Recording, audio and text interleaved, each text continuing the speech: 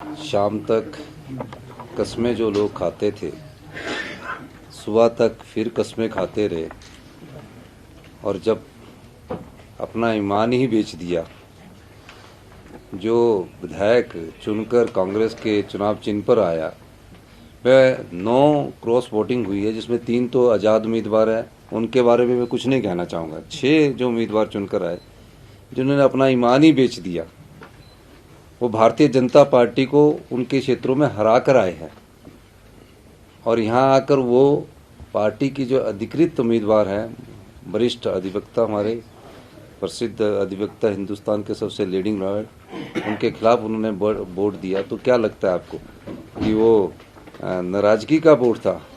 वो तो एक ही चीज़ का वोट होता है जिसकी जानकारी आपको मेरे से ज़्यादा होगी, जिस प्रकार की आप जानकारी रखते हैं। अब वो हिमाचल की संस्कृति में ऐसा नहीं था।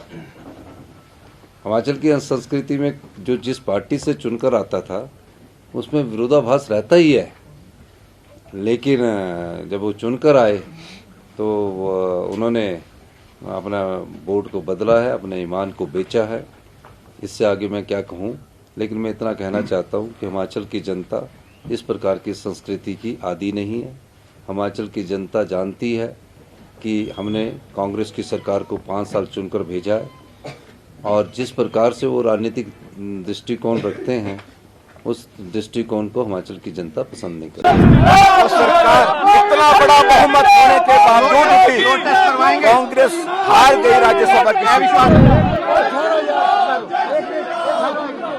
सबसे पहले तो मैं आदरणीय नरेंद्र भाई मोदी जी को बधाई देता हूं। मुकाबले के बाद जहां जीत की संभावना नहीं थी, वहां बहुत बेहतर ढंग से जीत की तरफ हम आगे बढ़ करके अपने लक्ष्य को हासिल करने में सफल रहे हैं। इतना बड़ा बहुमत होने के बावजूद भी कांग्रेस हार गई राज्यसभा की